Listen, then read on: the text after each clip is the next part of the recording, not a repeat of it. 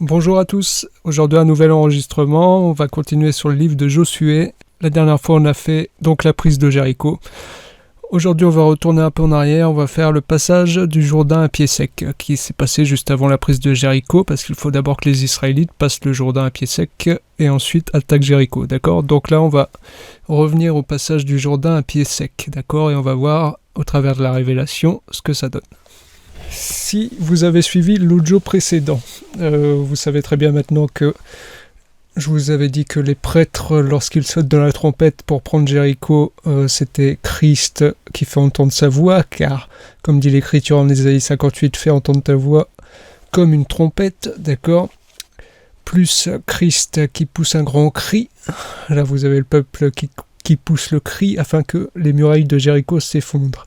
Je vous avais dit que cela représentait le fait que Christ, qui est tout un temple, un sacerdoce qui représentait le sacerdoce de la loi, qui doit être cloué sur la croix, selon Colossiens chapitre 2, il fallait que un Christ soit cloué à la croix afin que le sacerdoce lévitique, le sacerdoce de la loi, s'effondre, d'accord ? Et cette loi qui nous retenait prisonniers, nous qui étions des prostituées enfermés dans Jéricho, enfermés sous la loi, ce sacerdoce-là devait s'effondrer.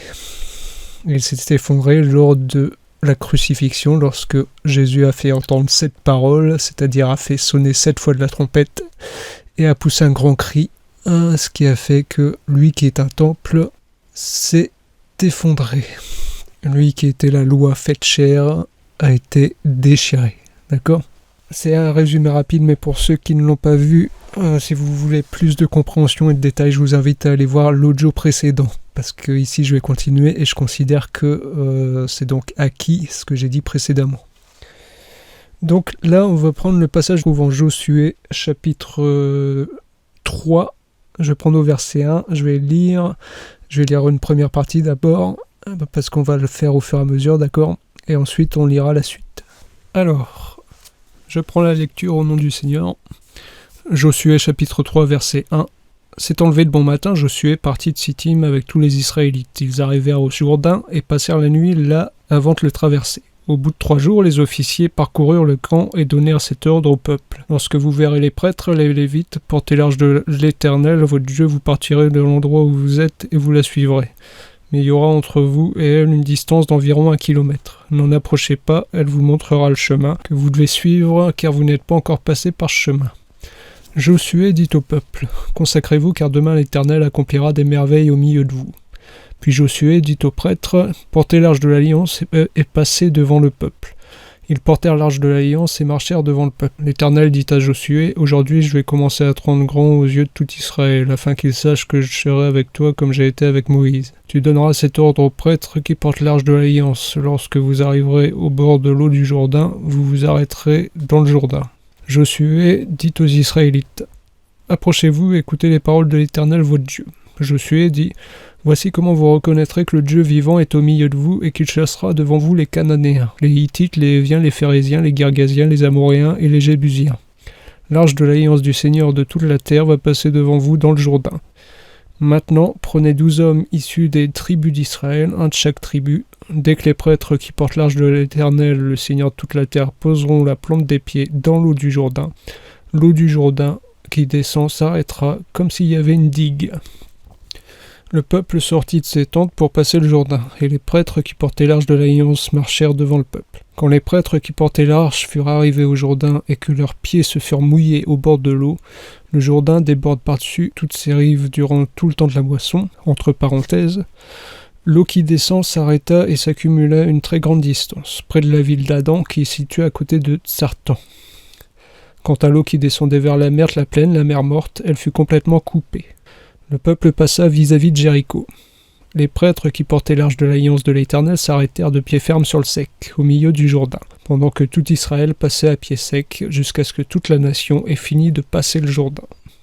Donc, pour le moment, on va s'arrêter là, on va déjà prendre cette portion-ci.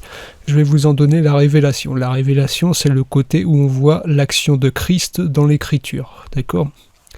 L'œuvre qu'a effectuée Christ.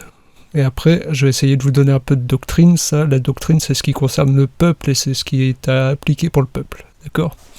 Donc, premièrement, la révélation. Je ne reviens pas sur le fait que je vous ai dit que les prêtres qui portent l'arche représentent donc dans la révélation Jésus-Christ, qui est le vrai grand prêtre, le vrai sacrificateur par excellence, celui qui porte l'arche étant Dieu lui-même, car lorsque David danse devant l'arche, il est écrit que David danse devant Dieu, d'accord ? Donc le sacrificateur qui porte l'arche ici, je vais le prendre en tant que Jésus-Christ, d'accord ? Donc, on va prendre petit à petit. Donc là, les Israélites doivent passer le Jourdain. Et pour le passer le Jourdain, il faut que les prêtres passent en premier, d'accord ? Là, je vous ai dit qu'on voit Jésus-Christ, d'accord, qui passe devant le peuple. Voici ce qui se passe quand les prêtres arrivent au bord de l'eau. Quand les prêtres, c'est au verset 15, quand les prêtres qui portaient l'arche furent arrivés au Jourdain et que leurs pieds se furent mouillés au bord de l'eau, l'eau qui descend s'arrêta et s'accumula à une très grande distance. Donc, lorsque les pieds des prêtres sont trempés par l'eau du Jourdain, lorsque les pieds des prêtres sont mouillés par l'eau du Jourdain s'arrête. D'accord ? Or, d'abord, qu'est-ce que l'eau du Jourdain ? L'Éternel nous dit plus haut, « Aujourd'hui, je vais commencer à te rendre grand aux yeux de tout Israël. » Il parle ici à Josué, il lui dit, « Afin qu'il sache que je serai avec toi comme j'ai été avec Moïse. » Josué dit au peuple, « Voici ce que dit l'Éternel. » Et il dit, « Voici comment vous reconnaîtrez le Dieu vivant est au milieu de vous et qui chassera devant vous les Cananéens, les Hittites, les Héviens, et les Phérésiens, les Girgasiens, les Amoréens et les Jébusiens. » Un peu plus bas, verset 13, « Dès que les prêtres qui portent l'arche de l'Alliance, le Seigneur toute la terre, poseront la plante des pieds dans l'eau du Jourdain qui descend s'arrêtera comme s'il y avait une digue. » D'accord ? Donc, ici, l'Éternel est en train de dire que pour montrer aux Israélites qu'il chassera la population du pays de Canaan, l'eau qui est en train de couler dans le Jourdain, lorsque les prêtres vont poser la plante des pieds, et lorsque les pieds des prêtres vont être mouillés, et lorsque les prêtres vont poser la plante des pieds au milieu du Jourdain, cette eau va s'arrêter. Tout ça pour montrer que la population du pays de Canaan, qui habite Canaan et qui sont donc ennemis de Dieu, va être chassée. Ok ? Donc cette eau qui s'arrête de couler représente la population du pays de Canaan. D'accord ? L'eau du Jourdain représente la population du pays de Canaan, c'est-à-dire les Hittites, les Héviens, les Phérésiens, les Girgasiens, les Amoréens et les Jébusiens, qui, dès que le prêtre pose la plante des pieds au milieu sur le sec, cette population-là est exclue. C'est-à-dire que l'eau s'arrête de couler. Et l'eau est envoyée à quelques mètres plus loin et elle forme comme une digue, d'accord ? Pour que vous soyez assurés et que vous soyez convaincus que cette eau-là du Jourdain représente la population du pays de Canaan qui doit être chassée, je vais prendre un autre exemple avec l'eau de l'Euphrate. L'Euphrate, c'est le fleuve de la Syrie, d'accord ? Voici ce qui est dit en Ésaïe chapitre 8. Ésaïe chapitre 8, verset 5, « L'Éternel m'a encore parlé, il a ajouté, puisque ce peuple a méprisé l'eau de Siloé qui coule doucement et a éprouvé de la joie en pensant à Étienne, fils de Rémaïa, le Seigneur va faire monter contre eux les puissantes et grandes eaux de l'Euphrate, à savoir le roi d'Assyrie et toute sa puissance. » Le Seigneur va faire monter contre eux les puissantes et grandes eaux de l'Euphrate, à savoir le roi d'Assyrie et toute sa puissance. Donc le roi d'Assyrie et toute sa puissance sont représentés par les grandes eaux de l'Euphrate. L'Euphrate étant le fleuve d'Assyrie, d'accord ? Donc ici, le fleuve qui coule près de Canaan représente les Hittites, les Héviens, les Phérésiens, les Girgasiens, les Amoréens et les Jébusiens, c'est-à-dire toute la population du pays de Canaan. D'accord ? Donc cette eau du Jourdain, c'est la population de Canaan. Et l'Éternel, pour montrer aux Israélites qu'il va chasser devant eux cette population de Canaan, eh bien, il fait tout simplement s'arrêter l'eau du Jourdain. D'accord ? Or, comment fait-il s'arrêter l'eau du Jourdain, cette eau qui est donc ténébreuse, vu qu'elle représente la population ténébreuse, la population païenne, celle qui ne connaît pas Dieu ? Eh bien, il faut que les prêtres mouillent leurs pieds de cette eau afin que cette eau s'arrête de couler. D'accord ? Or, il faut savoir que le pied, c'est tout un homme. Je vous ai dit que le prêtre qui porte l'arche ici représente Jésus-Christ. Il faut donc que Christ mouille son pied, que son pied soit mouillé par l'eau ténébreuse, afin que cette eau s'arrête. Or, vous allez comprendre que le pied, c'est la partie qui est en contact avec la poussière. C'est la partie du corps qui se salit. D'accord ?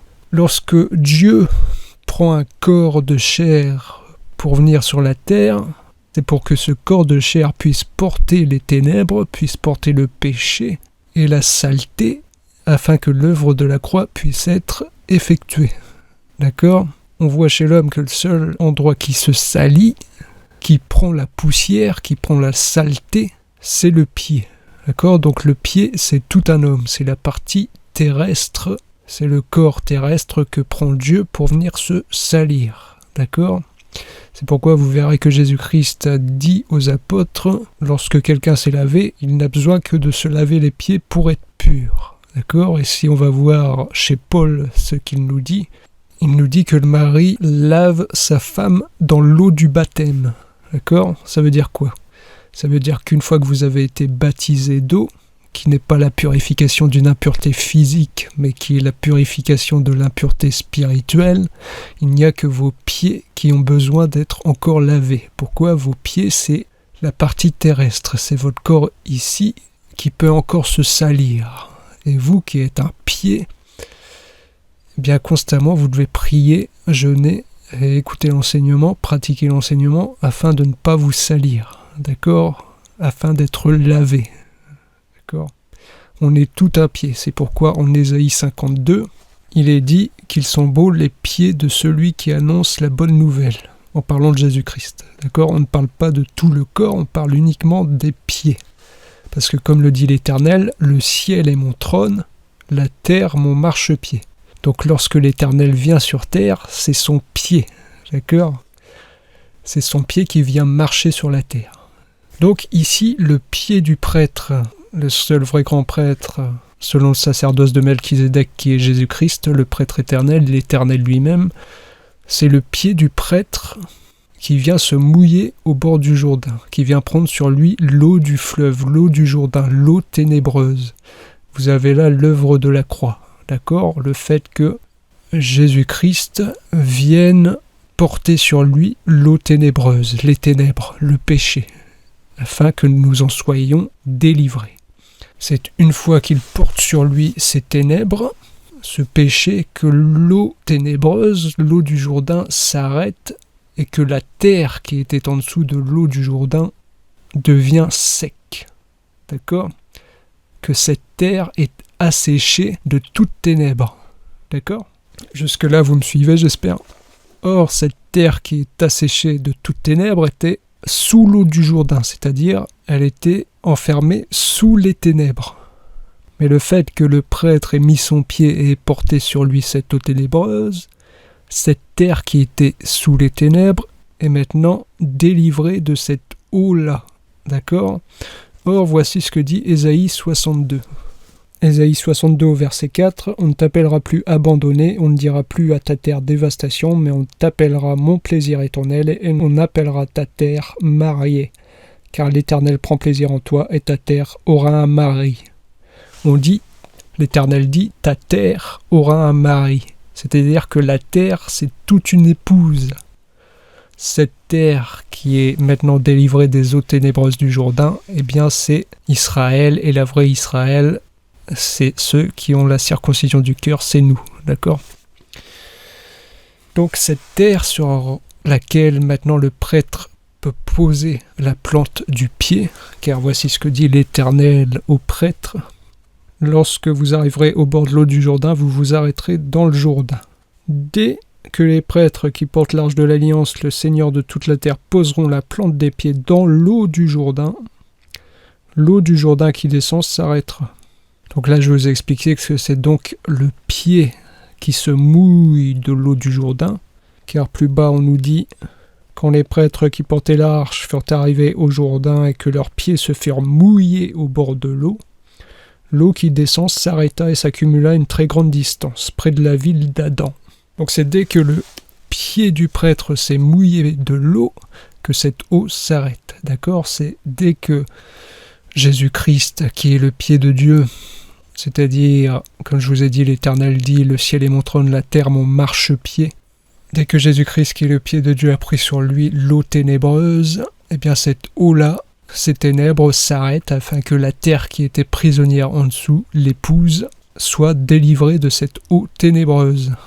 C'est pourquoi il est aussi écrit que l'eau qui descend s'arrêta et s'accumula à une très grande distance près de la ville d'Adam. Or, la ville d'Adam, vous savez tous que il est dit que Adam n'était que l'image de celui qui devait venir, à savoir Christ. C'est le second Adam. Donc, quand cette eau ténébreuse s'accumule à une très grande distance près de la ville d'Adam, ça veut tout simplement dire, c'est encore une fois l'image de l'œuvre de la croix, c'est-à-dire que cette eau ténébreuse s'est accumulée en Christ, d'accord, afin que nous soyons libérés. Ici, ce qui m'intéresse aussi, c'est qu'il est dit très exactement au verset 10, non, c'est au verset 13, « Dès que les prêtres qui portent l'arche de l'Éternel, le Seigneur de toute la terre, poseront la plante des pieds dans l'eau du Jourdain qui descend s'arrêtera. » Donc là, ils posent la plante des pieds, d'accord, et ils posent leurs pieds sur le sec, la plante des pieds sur le sec. Or, hormis dans le livre de Josué, encore une fois, où il est dit un peu plus haut, « Tout lieu que foulera la plante de votre pied, je vous le donne », il y a aussi Ézéchiel chapitre 43 qui nous dit, Ézéchiel chapitre 43, je crois que c'est verset 8, voici ce que dit l'Écriture, non, c'est au verset 7, pardon, Ézéchiel chapitre 43, verset 7, « Il m'a dit, fils de l'homme, voici l'emplacement de mon trône, l'endroit où je poserai la plante de mes pieds. » Ah, donc, l'endroit où l'Éternel pose la plante de ses pieds, c'est l'endroit de son trône. D'accord ? Donc, ici, il fait de la terre qu'il a délivrée, où il marche à pied sec désormais, car l'eau du Jourdain s'est retirée. L'eau du Jourdain qui représente les populations du pays de Canaan, les populations païennes ténébreuses, s'est retirée, afin que Israël puisse passer. D'accord ? Et l'endroit où le prêtre a posé la plante de ses pieds, c'est-à-dire sur la terre sèche, asséchée de toutes ténèbres, asséchée de l'eau du Jourdain, d'accord, car c'est ce que fait Jésus-Christ lorsqu'il prend l'eau ténébreuse sur lui-même, il assèche ces ténèbres-là qui étaient en nous, d'accord. Et là on voit que le prêtre pose la plante du pied, on a lu en Ézéchiel chapitre 43 verset 7 que cet endroit où l'Éternel pose la plante de son pied, c'est son trône, d'accord. C'est-à-dire que nous qui avons bénéficié de l'œuvre de la croix, du fait que Jésus-Christ ait pris les ténèbres sur lui, afin que nous soyons asséchés de toutes ténèbres, nous qui sommes la terre, l'épouse, asséchés de toutes ténèbres, eh bien nous devenons le trône de Dieu, d'accord ? C'est comme dit Paul, vous êtes le temple de Dieu en esprit. Or, le temple de Dieu, c'est là où Dieu a son trône. D'accord ? Donc on voit ici, en l'assèchement de l'eau du Jourdain pour qu'Israël passe, vous voyez ici l'œuvre de la croix. Et vous avez exactement la même chose en Genèse. D'accord ? Je vais vous lire ça. Comme il est dit, Dieu ne fait que répéter la même chose de plusieurs manières et à plusieurs reprises. Donc ici, vous avez la même chose en Genèse lors de la création. Il est dit au chapitre 1 que la terre n'était que chaos et vide, et il y avait des ténèbres à la surface de l'abîme. Or, vous verrez que par l'Écriture dit « Le cœur de chacun est un abîme ». Et là, je viens de vous dire que nous sommes une terre. Donc quand il est dit qu'au commencement, la terre n'était que chaos et vide, ça veut dire que nous qui sommes une terre, nous n'étions que chaos et vide. Et il y avait des ténèbres à la surface de l'abîme. Or, l'Écriture dit « Le cœur de chacun est un abîme ». La lumière a jailli du sein de l'abîme, il faut que la lumière jaillisse dans votre cœur. Je ne sais plus si c'est Pierre ou un autre apôtre, mais je sais juste que c'est dans les lettres, d'accord, dans les épîtres. Donc je vous laisse aller chercher ça. Mais on n'est pas là pour ça, donc je vais continuer sur le sujet de la mer qui est asséchée, d'accord ? De l'eau qui est asséchée. Donc là, en Genèse, il est dit que Dieu, l'Esprit de Dieu, planait au-dessus de l'eau, d'accord ? Ensuite, vous voyez le premier jour où Dieu met la séparation entre la lumière et les ténèbres. Vous voyez le deuxième jour où Dieu met une séparation entre les deux eaux. D'accord ? L'eau en dessous de l'étendue et l'eau au-dessus de l'étendue. Là, pour information, les deux eaux dont il s'agit, c'est pareil que pour le premier jour. Il y a l'eau ténébreuse qui est l'eau de l'abîme, l'eau de la mer, et l'eau lumineuse, l'eau qui est au-dessus. D'accord ? Et on voit que Dieu appelle l'étendue ciel. Or, comme je vous ai dit tout à l'heure, l'Éternel a dit « Le ciel est mon trône ». D'accord ? Et je vous ai dit que nous sommes le temple de Dieu en esprit, nous sommes donc des trônes pour l'Éternel. Ok ?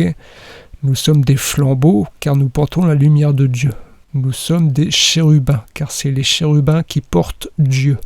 D'accord ? Donc, comme l'Éternel dit « Le ciel est mon trône », vous comprendrez que lorsque les eaux en dessous de l'étendue sont séparées des eaux au-dessus de l'étendue, elles sont séparées par l'étendue qui s'appelle ciel, elles sont séparées donc par le trône. D'accord ? Je vous ai dit que le trône, c'est comme nous, c'est tout un chérubin, et que le chérubin porte Dieu. D'accord ? Donc lorsque il est écrit que l'Esprit de Dieu plane au-dessus de l'eau, l'Esprit de Dieu ne plane pas tout seul, il est porté par un chérubin. Et je crois que c'est d'ailleurs détaillé, il me semble que c'est le psaume 104 ou dans l'un des autres psaumes. D'accord ? Donc, ici, lorsque l'Esprit de l'Éternel plane au-dessus de l'eau, il plane sur un chérubin. Et ce chérubin qu'on appelle l'étendue, qui met la séparation avec les eaux qui sont en dessous. D'accord ? Mais où sont les eaux qui sont au-dessus du chérubin ? Eh bien, c'est l'Esprit de Dieu lui-même. Parce que comme le dit Jésus-Christ à la femme samaritaine, si tu savais qui est celui qui te parle, tu lui aurais toi-même demandé de l'eau et il t'en aurait donné. Et cette eau aurait jailli en toi jusque dans la vie éternelle. Et il est précisé que lorsqu'il lui dit cela, il lui parle de l'Esprit Saint. Donc l'Esprit Saint, c'est toute une eau vive, une eau lumineuse. D'accord ? Donc l'étendue qui met la séparation entre les eaux d'en dessous, c'est-à-dire l'eau ténébreuse, l'eau de l'abîme, la mer, et les eaux du dessus, c'est-à-dire l'eau vive, l'eau lumineuse, l'Esprit de Dieu, cette étendue-là qui met la séparation entre les deux, c'est tout un chérubin. D'accord ? Ça, c'était juste pour la précision sur cette écriture. En psaume 104, vous verrez qu'il est écrit « Il construit sa demeure au-dessus de l'eau, il fait des nuages son char, il s'avance sur les ailes du vent. » Donc les nuages, le ciel, l'étendue, c'est le char de Dieu. D'accord ? Il est écrit « Il s'avance sur les ailes du vent » psaume 104. Sur les ailes des chérubins. D'accord ? Donc là, on n'est pas là pour ça non plus, décidément. Je donne le détail un peu de Genèse, mais on n'est pas là pour ça. Donc je vais venir au 3e jour. C'est le jour qui nous intéresse ici concernant le Jourdain qui est asséché. Vous verrez qu'en Genèse chapitre 1, verset 9, je vais le lire. Dieu dit que les eaux qui sont au-dessous du ciel se rassemblent à un seul endroit et que le sec apparaisse. Et cela se passe ainsi. Dieu appela le sec terre et la masse des eaux mer. Dieu vit que c'était bon. Puis Dieu dit que la terre produise de la verdure, de l'herbe à graines, des arbres fruitiers qui donnent des fruits selon leur espèce et qui contiennent leurs semences sur la terre. Et cela se passe ainsi, la terre produisit de la verdure, de l'herbe à graines selon son espèce et des arbres qui donnent du fruit et contiennent leurs semences selon leur espèce. Dieu vit que c'était bon, il y eut un soir, il y eut un matin, ce fut le 3e jour. Donc ici, une fois que Dieu a mis la séparation entre les eaux qui sont au-dessus et les eaux qui sont au-dessous, à savoir l'eau qui vient de l'abîme et l'eau vive, qui est l'Esprit de l'Éternel lui-même, qui est séparée par l'étendue, c'est-à-dire le chérubin. Dieu dit que les eaux qui sont au-dessous du ciel, c'est-à-dire les eaux de l'abîme, se rassemblent à un seul endroit et que le sec apparaisse. Et Dieu appela le sec terre. Or, tout à l'heure, je vous ai lu Ésaïe qui nous dit que ta terre ne sera plus abandonnée, ta terre aura un époux. On l'appellera mariée, d'accord ? Donc la terre, c'est toute une épouse. Ici, la terre, en Genèse, se trouve en dessous de l'eau de l'abîme. Ce qui revient à tout à l'heure, où la terre se trouvait en dessous de l'eau du Jourdain, l'eau ténébreuse. Elle se trouve en déportation, d'accord ? Sous la domination des ténèbres, sous la domination ennemie. Or, pour que cette terre soit délivrée, que cette terre apparaisse, il est écrit, Dieu dit que les eaux qui sont au-dessous du ciel se rassemblent à un seul endroit et que le sec apparaisse. Donc, pour que la terre soit asséchée de cette eau ténébreuse, de cette eau de l'abîme, il faut que toutes les eaux, ces eaux ténébreuses, se rassemblent à un seul endroit, afin que cette terre soit asséchée et apparaisse, d'accord ? Or, c'est pareil que ce que je vous ai dit tout à l'heure, dans la Révélation, où cette eau se rassemble-t-elle, cette eau ténébreuse, cette eau de l'abîme, afin que le sec apparaisse, eh bien cette eau ténébreuse se rassemble à un seul endroit, qu'on appelle Jésus-Christ, le lieu de la crucifixion. D'accord ? C'est le moment où Jésus prend les eaux ténébreuses sur lui afin que nous en soyons asséchés, nous qui sommes l'épouse. Et c'est seulement une fois que la terre est asséchée de cette eau ténébreuse que vous verrez que la terre peut maintenant produire du fruit, comme le dit Dieu, puis Dieu dit que la terre produise de la verdure. Or, la verdure, c'est la vie, d'accord ? Parce que, comme le dit Jésus à ses disciples, s'il traite ainsi le bois vert, en parlant de lui-même, comment sera traité le bois sec ? C'est-à-dire, s'il traite ainsi l'homme qui a en lui l'esprit de vie, comment traiteront-ils ceux qui n'ont pas l'esprit ? Le bois vivant, c'est le bois vert, et le bois sec, c'est le bois mort, d'accord ? Or, nous sommes vivants par l'esprit de vie. Donc, lorsque Dieu dit que la terre produise de la verdure, eh bien, la terre peut produire la vie. Mais elle peut produire la vie comment ? Elle peut produire la vie une fois seulement qu'elle a été délivrée des eaux de l'abîme et qu'elle a été asséchée de cette eau-là, d'accord ? Voilà, ça c'était pour Genèse. Vous verrez que cet assèchement de l'eau est également en Exode, lors du passage de la mer des roseaux par les Israélites. On va aller voir ça tout de suite. C'est Exode chapitre 14, il me semble. Exode chapitre 14, je vais prendre au verset 16, parce que c'est là où Moïse fait passer la mer des roseaux aux Israélites. Il est écrit « Et toi, lève ton bâton ». Là, c'est l'Éternel qui parle. « Et toi, lève ton bâton, tends ta main sur la mer et fends-la.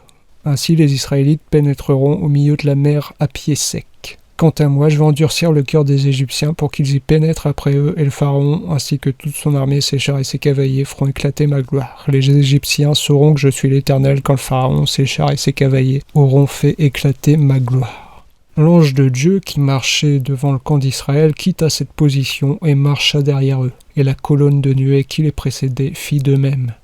Donc là, on voit que dès que Moïse lève son bâton et fend la mer des roseaux, qui est la mer, l'eau d'Égypte, d'accord ? Donc cette eau-là représente, tout comme l'eau du Jourdain représentait la population du pays de Canaan, la population ténébreuse, ici, l'eau de la mer des roseaux représente les Égyptiens, la population ténébreuse, d'accord ?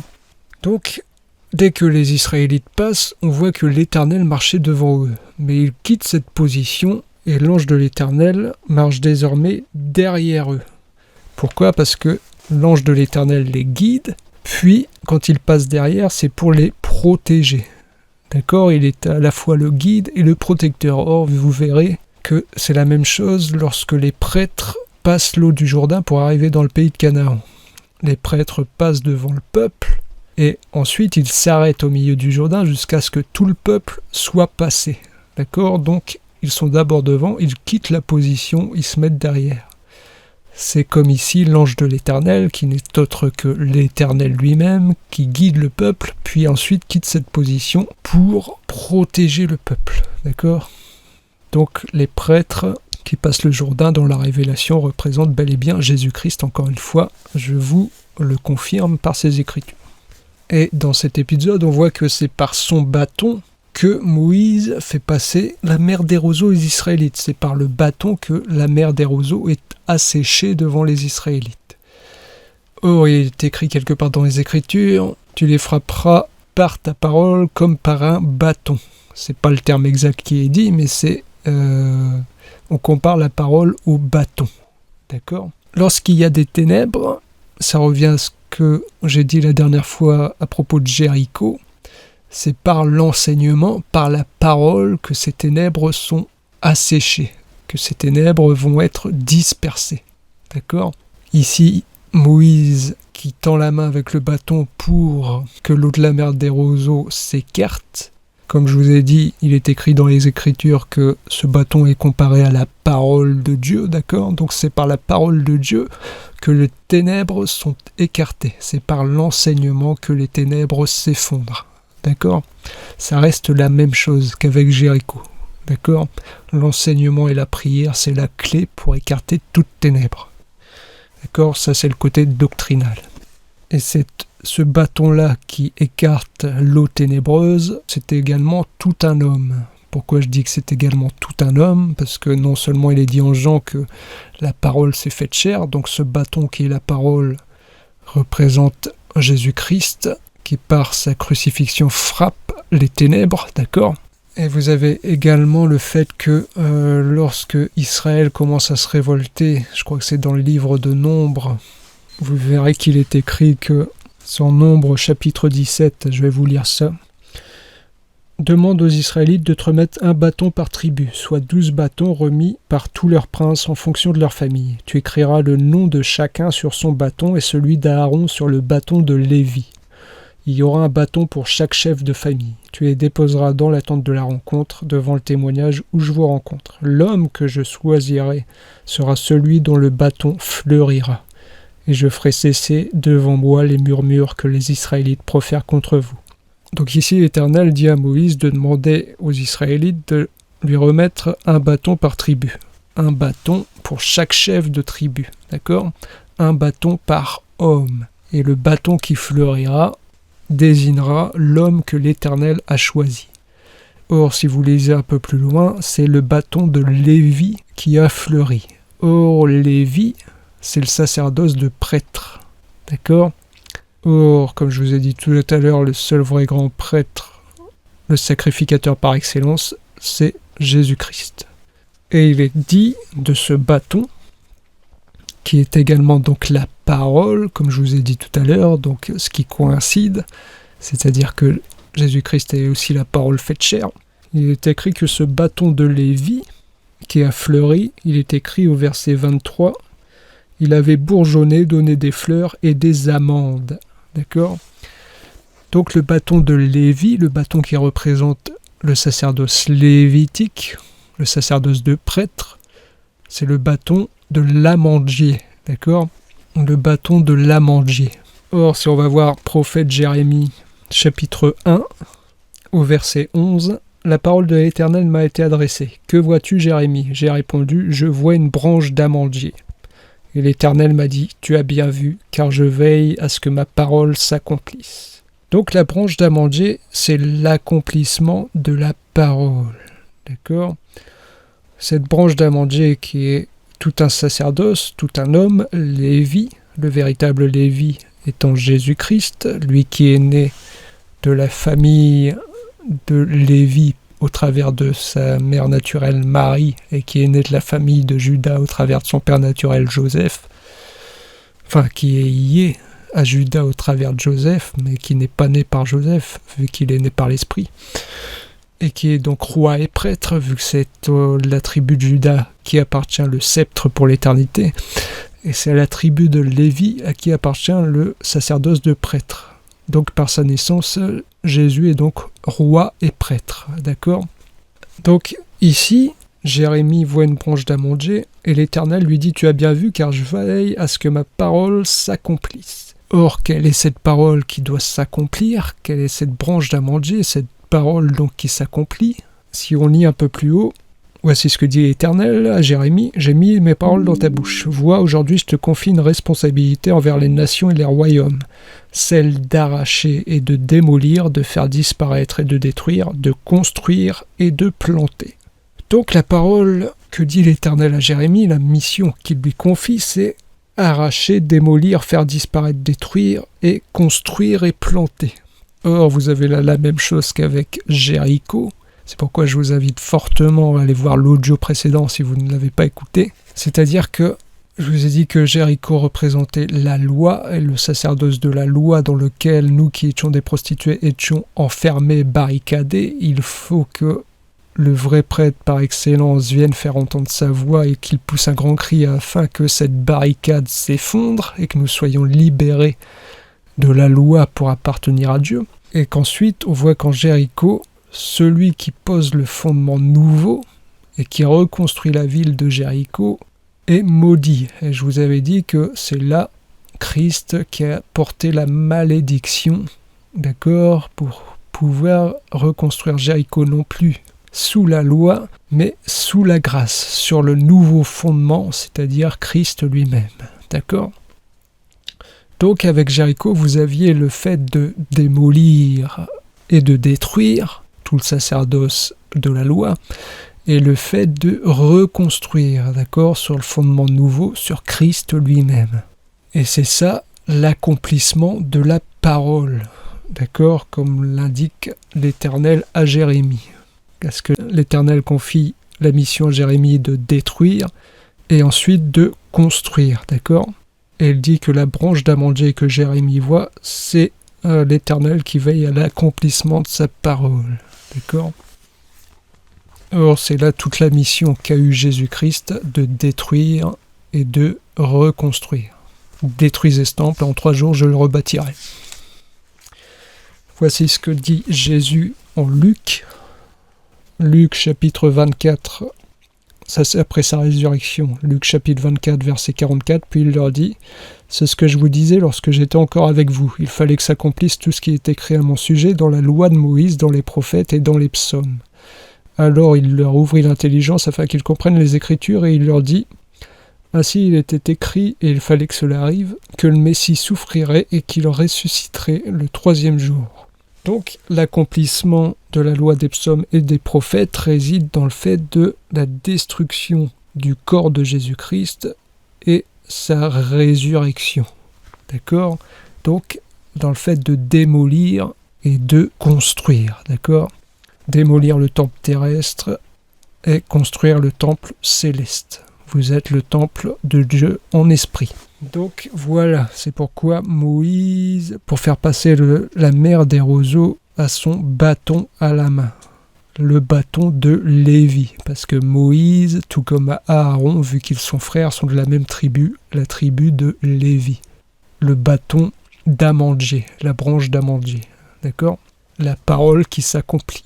À savoir l'eau ténébreuse asséchée par Jésus-Christ lui-même parce qu'il l'a portée à la croix, afin que nous en soyons libérés. D'accord ? Ça revient pareil qu'en Josué avec le passage de l'eau du Jourdain, et ça revient pareil qu'en Genèse, où il faut que les eaux de la mer se rassemblent à un seul endroit, c'est-à-dire la croix Jésus-Christ, afin que le sec apparaisse et puisse produire la vie. Cette terre qui est toute une épouse, qui était stérile à cause de l'eau qui la recouvrait, et maintenant libérée des ténèbres et peut produire la vie. Or vous verrez dans l'écriture, ça c'est pour le détail, et c'est un frère qui l'avait découvert, mais je vais vous le lire, c'est que il est écrit quelque part, tu as tracé un cercle à la surface de l'abîme. Vous comprendrez donc que lorsque l'Éternel fait sortir la terre de l'esclavage, la terre du pouvoir des ténèbres, pour qu'elle en soit libérée, eh bien cette terre, il l'a fait sortir en traçant un cercle. Vous comprendrez donc que dans la Révélation, lorsque Moïse frappe la mer des roseaux pour que la terre puisse être asséchée de cette mer, eh bien cela avait la forme d'un cercle. D'accord ? Toute la période où Israël était emprisonné dans l'esclavage par les Égyptiens, c'est toute la période où la terre était sous l'eau, d'accord ? Sous l'esclavage, de l'eau ténébreuse. Tandis que lorsque Moïse fait passer Israël et que l'eau de la mer des roseaux s'écarte, c'est la libération, d'accord ? Donc la terre qui était sous les eaux, dans l'esclavage de l'Égypte, lorsqu'elle passe la mer des roseaux, cette terre devient sèche. Vous avez là la même chose qu'en Genèse, où la terre au départ est sous l'eau, d'accord, sous l'eau de l'abîme, mais l'Éternel fait se rassembler cette eau ténébreuse à un seul endroit, à savoir l'œuvre de la croix Jésus-Christ, afin que cette terre sorte de l'eau et devienne sèche. C'est la même chose. Donc, voilà, je pense que vous aurez compris. Maintenant, on va continuer un peu plus, pour le détail, d'accord ? Donc, on voit en Josué que... Attendez, je reprends le chapitre, parce que là, j'étais en Genèse. On voit en Josué que lorsque l'eau du Jourdain s'arrête, l'eau du Jourdain s'accumule donc à une grande distance près de la ville d'Adam, ce qui revient à l'eau qui se rassemble à un seul endroit afin que le sec apparaisse. C'est-à-dire que près de la ville d'Adam, Le second Adam, c'est Jésus-Christ, d'accord? Il est venu porter cette eau ténébreuse sur lui afin que la terre soit asséchée. Et il est écrit, quant à l'eau qui descendait vers la mer de la plaine, la mer morte, elle fut complètement coupée, d'accord? Le peuple passa vis-à-vis de Jéricho. Donc pour continuer, le passage qui m'intéresse ici, quant à l'eau qui descendait vers la mer de la plaine, la mer morte, elle fut complètement coupée. Or, si vous allez voir en Ézéchiel chapitre... c'est Ézéchiel chapitre 47. Ézéchiel chapitre 47. Ici, le contexte, c'est qu'il y a de l'eau qui sort du trône du temple de l'Éternel. D'accord? Cette eau a plusieurs profondeurs. Je vous laisse lire tout ça, d'accord? Et il est dit que c'est un torrent qu'on ne pouvait pas traverser. Donc comme c'est de l'eau qui sort du trône de l'Éternel, c'est de l'eau vive, de l'eau lumineuse, de l'eau qui donne la vie. D'accord? Or, où va cette eau que Ézéchiel voit dans sa vision? Je prends Ézéchiel chapitre 47, verset 6. Alors il m'a dit, as-tu bien regardé, fils de l'homme? Puis il m'a entraîné et ramené au bord du torrent. Quand il me l'a ramené, j'ai vu qu'il y avait sur la rive du torrent une grande quantité d'arbres de chaque côté. Alors il m'a dit, cette eau sort vers le district est, elle descendra dans la plaine et se jettera dans la mer morte. Lorsqu'elle se sera déversée dans la mer morte, l'eau de la mer sera assainie, tout être vivant qui grouille vivra partout où le torrent parviendra. Il y aura une grande quantité de poissons, car là où cette eau parviendra, tout sera assaini. Là où parviendra le torrent, il y aura profusion de vie. Donc, dans la vision d'Ézéchiel, il voit que l'eau qui sort du trône de l'Éternel, c'est de l'eau vive. Parce que cette eau, partout où elle parvient, elle donne la vie. D'accord? Et cette eau vive, je vous ai dit que dans l'Écriture, il est dit que lorsqu'il s'agit d'eau vive, il s'agit de l'Esprit Saint. D'accord? Donc cette eau, où va-t-elle? Elle se déverse dans la mer morte. D'accord? Afin que tout ce qui était mort prenne vie. Or, nous étions tous dans la mort spirituelle. Et partout où parviennent les paroles qui sont esprit et vie, les paroles de révélation, les paroles de lumière de Jésus-Christ, qui viennent directement du ciel et non de la terre, eh bien, par cet enseignement lumineux, nous avons pris vie. D'accord? Par ces paroles qui sont esprit et vie, nous avons eu la vie, car nous avons cru. Nous sommes vivants pour prix de notre foi. D'accord? Donc la mer morte, ça nous représente nous. Or, vous voyez que lorsque Josué passe le Jourdain, il est écrit que donc l'eau du Jourdain s'arrête à une grande distance, et il est précisé quant à l'eau qui descendait vers la mer de la plaine, la mer morte, elle fut complètement coupée. Donc cette eau du Jourdain, qui est une eau ténébreuse, lorsque le prêtre pose le pied dans le Jourdain, je vous ai dit là que c'était l'œuvre de la croix, eh bien cette eau ténébreuse ne se déverse plus dans la mer morte. Or, nous avons lu en Ézéchiel que c'est l'eau qui sort du trône de Dieu qui se déverse dans la mer morte afin que tout prenne vie. Tout ça pour vous dire quoi? C'est pour vous dire que lorsque l'œuvre de la croix a été effectuée, nous qui étions sous les ténèbres, nous qui étions la mer morte, d'accord? Eh bien ces ténèbres ont été coupées, ne se sont plus déversées en nous. Mais désormais, nous avons le droit à une autre eau, l'eau qui sort du trône de l'Éternel, l'eau vive, les paroles qui sont esprit et vie, et qui nous donnent la vie. D'accord? C'est ça, l'eau du Jourdain qui est coupée et qui ne va plus dans la mer morte, afin que l'eau qui sort du trône de l'Éternel parvienne jusqu'à la mer morte et donne la vie partout où elle parvient. D'accord? Voilà. Si on continue un peu en Josué, vous verrez que donc les prêtres s'arrêtent et ils attendent que toute la nation soit passée afin de sortir du Jourdain. D'accord? Mais l'Éternel demande qu'il y ait 12 hommes qui prennent chacun une pierre du milieu du Jourdain et qu'ils les sortent du milieu du Jourdain, ok, pour les amener là où ils passeront la nuit. Et il demande également de faire un autel de 12 pierres au milieu du Jourdain. Or, il faut comprendre que l'autel, quand l'autel est composé de 12 pierres, c'est simplement que cet autel est composé des disciples de l'Éternel. Parce que le véritable Israël, celui qui est circoncis de cœur, c'est nous. Or, Israël a 12 tribus. Donc lorsqu'il s'agit de prendre 12 pierres pour bâtir un autel, cette construction-là, c'est simplement le peuple de Dieu. D'accord ? Or, vous voyez ici qu'il y a 12 pierres qui sont laissées au milieu du Jourdain et qu'il y a 12 pierres qui sont sorties du Jourdain. Tout ça pour nous indiquer quoi ? C'est ce que nous dit Jésus-Christ. Vous êtes dans le monde, mais vous n'êtes pas du monde. D'accord ? C'est-à-dire qu'on est dans le Jourdain, mais on n'est pas du Jourdain. C'est-à-dire que là, aujourd'hui, on est dans le monde ténèbres, et on brille comme des flambeaux au milieu des ténèbres, d'accord ? Mais on n'est pas de ce monde. C'est pourquoi ici, l'autel de 12 pierres est à la fois dans le Jourdain, au milieu des ténèbres, car on voit, une fois que Israël est passé, que l'eau revient à sa place, d'accord ? Et qu'on est à la fois hors du Jourdain, car il y a également 12 pierres qui sont emmenées hors du Jourdain, d'accord ? Ça nous indique, comme je vous l'ai dit, tout simplement le fait que nous sommes dans le monde, mais nous ne sommes pas du monde.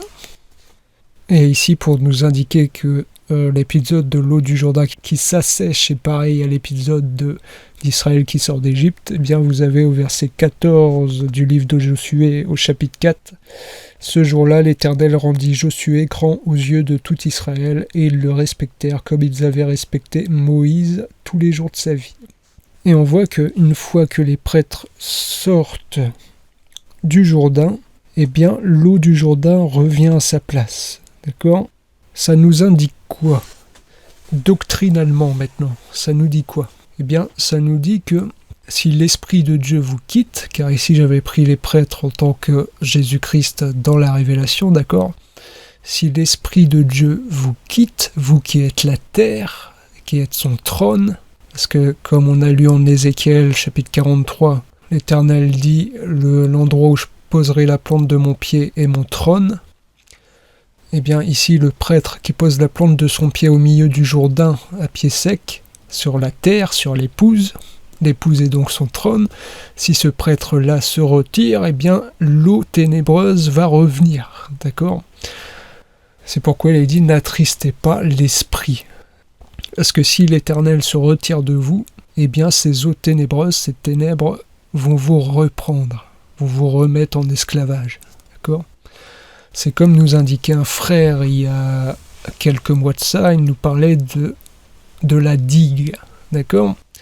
Ici, on voit que lorsque l'eau du Jourdain s'arrête, il est écrit qu'elle forme comme une digue, c'est-à-dire elle s'arrête à un certain endroit et ça forme une digue. Tout comme les Israélites qui passent la mer des roseaux, il est écrit que cette mer forme une muraille, d'accord ?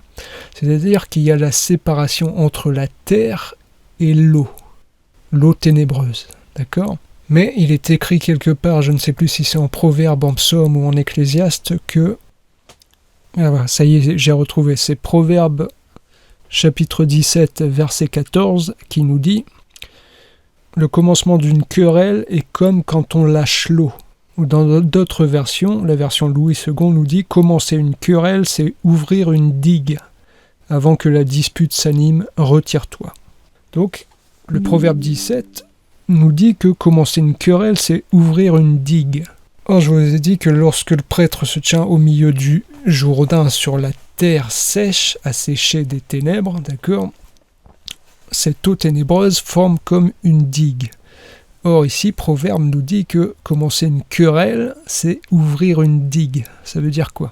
Ça veut dire que si vous péchez, c'est-à-dire que si vous commencez une querelle avec Dieu, car celui qui pêche est en inimitié avec Dieu, eh bien, vous ouvrez une digue, c'est-à-dire que l'eau ténébreuse dont vous avez été asséché, c'est-à-dire tous les esprits mauvais, l'irritation, la colère, la méchanceté, la haine, l'impudicité, les mauvaises pensées et toutes ces choses dont Dieu vous a asséché, eh bien, si vous péchez, vous ouvrez une digue, c'est-à-dire que cette eau ténébreuse-là dont vous aviez été asséché va revenir pour recouvrir la terre, d'accord ?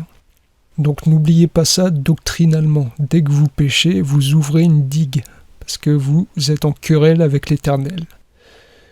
Donc toutes les ténèbres dont vous aviez été libérés vont revenir. Donc surtout, évitez de pécher. Maintenez-vous dans la prière, dans la sanctification, dans l'enseignement véritable, afin de demeurer dans la lumière et de demeurer asséché de toutes ténèbres. D'accord ? Bon, je pense que ça fait beaucoup de choses aujourd'hui, donc je vais bientôt m'arrêter. Je vais juste finir par quelque chose. Pour finir, donc on voit que Israël et Josué ont donc passé la rivière du Jourdain à pied sec.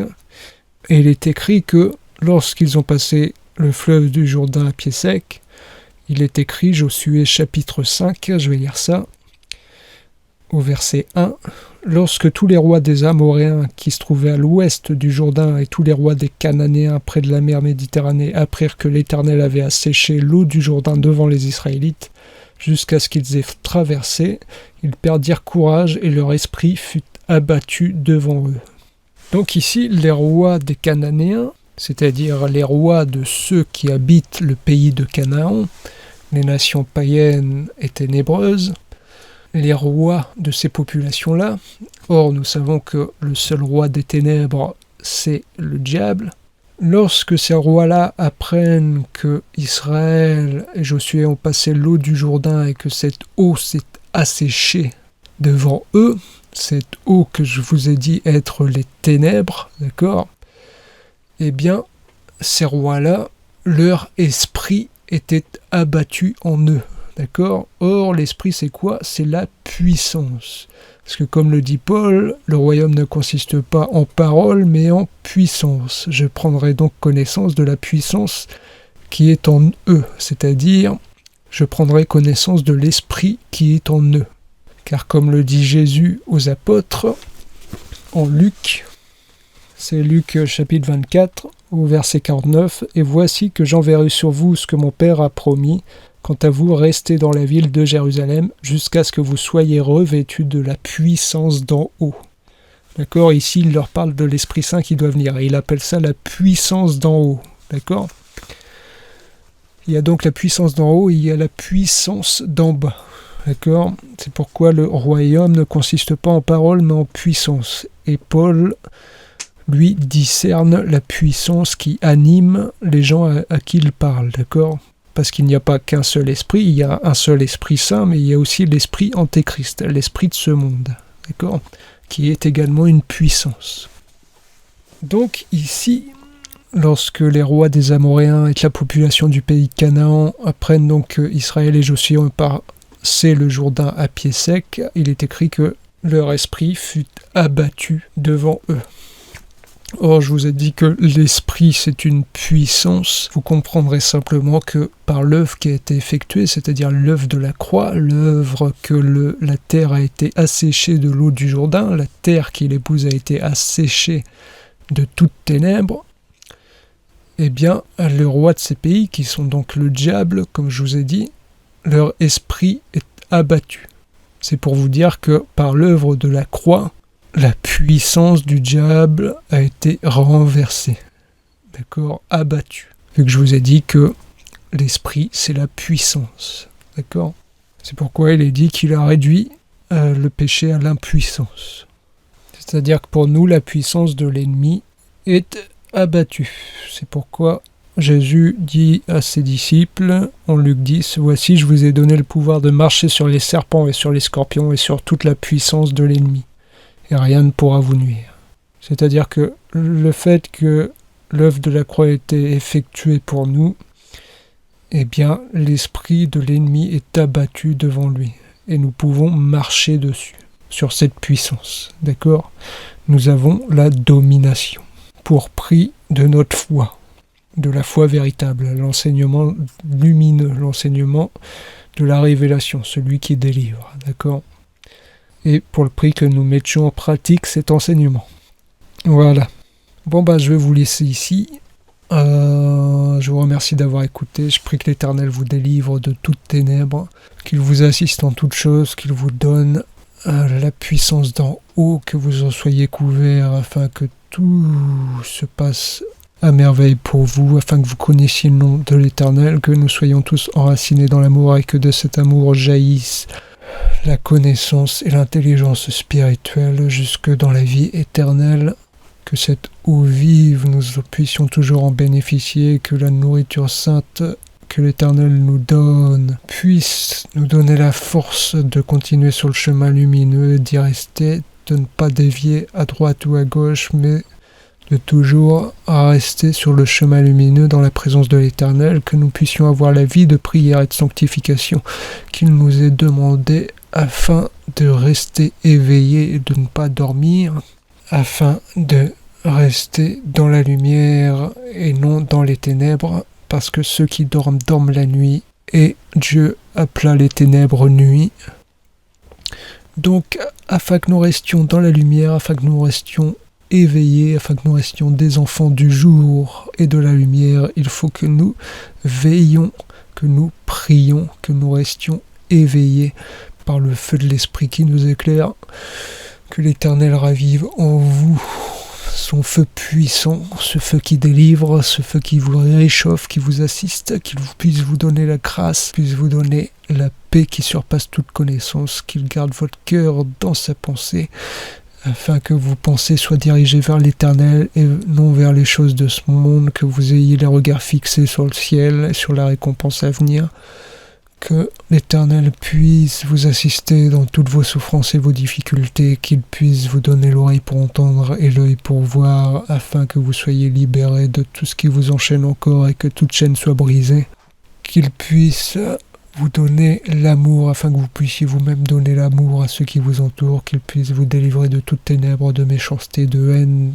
de querelle, de jalousie, de convoitise, d'orgueil, et tout ce qui est mauvais, et que tout soit pur, que nous soyons des terres asséchées, afin d'être devant notre Dieu pur, et afin qu'il nous garde purs, qu'il nous garde par sa parole, que nous soyons des vases couverts, afin qu'aucune eau ténébreuse ne puisse entrer, que la porte de nos cœurs soit fermée à clé, afin que par l'enseignement qu'on a reçu, cet enseignement nous empêche de faire des choses mauvaises et que rien n'entre dans nos cœurs.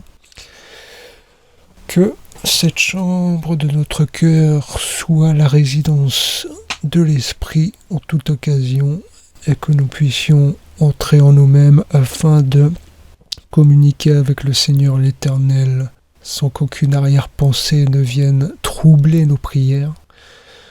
Que l'Éternel vous bénisse et vous assiste tous, qu'il vous assiste en toutes choses. Soyez bénis au nom de Jésus-Christ, ainsi nous avons prié. Amen. Je vous remercie tous d'avoir écouté encore une fois. Je vous dis à une prochaine fois. À bientôt.